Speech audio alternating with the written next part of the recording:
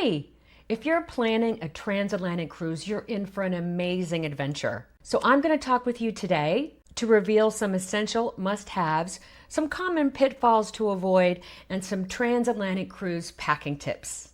I'm Darlene with Plan, Pack, and Relax. I make weekly videos on how to prepare you for travel so you can have a fantastic time. All right, so let's get started. First up, on a transatlantic cruise, you're going to have a lot of consecutive sea days. So let's make sure your room is set up to be comfortable and organized. Must-haves include collapsible storage boxes that can go in the bathroom, in a closet, or on a shelf. Hanging shoe racks with clear compartments so you can see where your stuff is and find it fast. Organizers for your shelves if you would like to use them, or you can use packing cubes in your drawers to separate your items. Consider bringing some fun things for your room. You're on vacation. Make it feel warm and fun. You can make it spa-like or like a party, whatever you're feeling. So if I want to make it feel like a party, I definitely turn on my fairy lights, or twinkle lights as they call them. You can also bring little frame photos of your friends or your furry friends or your family to put up in your room to make it feel warm. You may also want to think about investing in flowers when you're on the ship, or something nice to make your room feel kind of special. And then I like to bring a world map that I can use an erasable marker to track my journey on. Of course, you're going to want to bring some powerful magnets to hang all of these things up on the metal walls on the ships. I'll link at the end in the description to the magnets that I use, along with anything else that I mentioned that's on Amazon. Speaking of Amazon, let's talk about the tech you're going to need on your transatlantic cruise. First of all, the internet's gotten a lot better over the years, but when you're on a transatlantic cruise and you're in the middle of the ocean, it can get a little spotty. So you might want to go ahead and download some Netflix shows or something on YouTube if you have premium, just to watch. Some people I've seen actually bring an HDMI cable on the ship so that they can connect their computer to the TV. Now, you'd have to Google how to do that and what channel to be on, but I know it's been done. In terms of charging items for the room, I bring a multi-plug adapter, which I think has 3 plugs on it. Keep in mind, Royal Caribbean, those are not allowed, but you can bring a USB charging port, which I always bring to plug in my items. And then I bring 2 10-foot charging cords, just in case there's no plug next to the bed, I can still charge my phone and my sound machine. By the way, speaking of sound machine, when you're on a transatlantic cruise, it can get a little bit bumpy and the ship can make some funny noises. So I do like to use my sound machine to provide some white noise at night. You could also bring earplugs. Always a good idea anyhow. Speaking of bumps, just in case, you're probably going to want to bring a little bit of seasickness medication.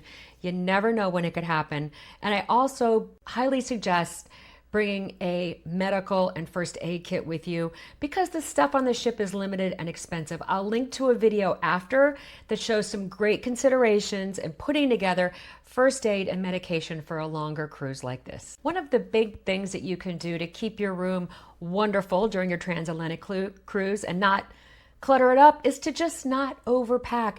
It's easy to do, especially for a transatlantic cruise when you don't know what to bring. First of all, remember it's going to be a little bit cool. I'm packing now for a 21-day transatlantic cruise. It could rain and be a little cold. So jackets, cardigans, sweaters, even a lightweight raincoat can be handy.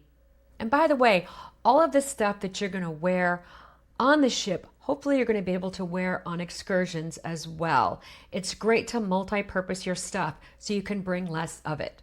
So for instance, I'm bringing a pair of cargo pants. Those cargo pants, I'm absolutely going to wear them hanging out, going to trivia, going to line dance class on the ship, but then I'm also going to wear it when we get off in port. Similarly, I have a pair of wide-legged pants, which I can wear with heels to dinner, or throw on a pair of white sneakers and I can wear them out on an excursion. For my 21-day cruise that I'm getting ready for right now, I'm bringing 5 pairs of pants and then 3 shirts for each pair of pants. I found that's a great ratio. One pitfall I fell into for a long cruise before is I actually underpacked. and I underpacked tops. And I was really self-conscious because you're seeing the same people a lot. Day in and day out on the ship, you're gonna make friends. And I was sort of aware I was re-wearing my stuff a lot. So I find the 3-to-5 ratio works great. So here's a quick summary of what I packed before I actually show you how I put it in the bag. I have, as I mentioned, 5 pairs of pants, 15 shirts, 2 formals, 1 long black skirt, 2 sneakers, 1 black, 1 white, a closed-toed sandal, an open-toed neutral sandal, and some loafers. Let's take a look at what's in the bag now. Time for a quick tour of the suitcase. Weighing in at 40 pounds, here we go. On the outside, I have 2 bathing suits, and then I also have some cold weather things for Europe, like hats and scarves, just in case it's really cold over there. And then here in the front pockets, I have 3 pairs of shoes. You'll notice with this pair of shoes, I inserted the towel clips inside. It's a great way to pack them, and it helps your shoes retain their size when you're traveling. And then here on top, I have my black pair of wide-legged pants so that I take care of them. I have my storage box that I will set up when we arrive, along with my hanging shoe rack to help us organize. And then I have here our map of the world, and along with that in here I have the erasable marker that I'll use to write on it, along with small scissors, all kinds of pens, clip that I can use, a little magic eraser, there's a little tape, just basically things like this that you might need. I have laundry materials, and this is essentially my cruise items. So it includes the clothesline that I would use if our stuff doesn't have time to dry. I have some extra laundry things in here. I've got my magnets in here, all kinds of stuff that I keep in that bag for cruising all the time. I've got my binoculars, my combo hair straightener and curler. I have my cup, and I use this because I like to take my coffee in the morning and put it in here so it doesn't get cold and I don't have to waste it. And then inside I store some Kleenexes. I'm allergic to bleach and stuff like that, so if I smell it I might start sneezing, and I prefer to have my own Kleenexes from home.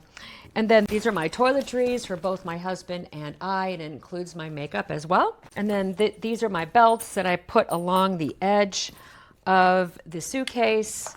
And then I have 1, 2, 3 cubes of tops. And then these are 4 days of workout items, undergarments. And then at the very bottom of the suitcase, I have put my pants, so they're a great base for the suitcase. And if you don't see my formal, it's because my formals are actually in my garment bag that I'm going to carry on, along with a little pair of black pointed-toed slides. Again, if you want to check out the video where I pack for 30 days in one bag, we'll link to that. I hope this has been helpful. If you have any questions, put it in the comments below and I'm happy to respond. Oh, and by the way, my tech stuff is all in my backpack that I'm bringing. Have a great day, have a safe cruise, and have a wonderful time. Please subscribe. See you later. Bye.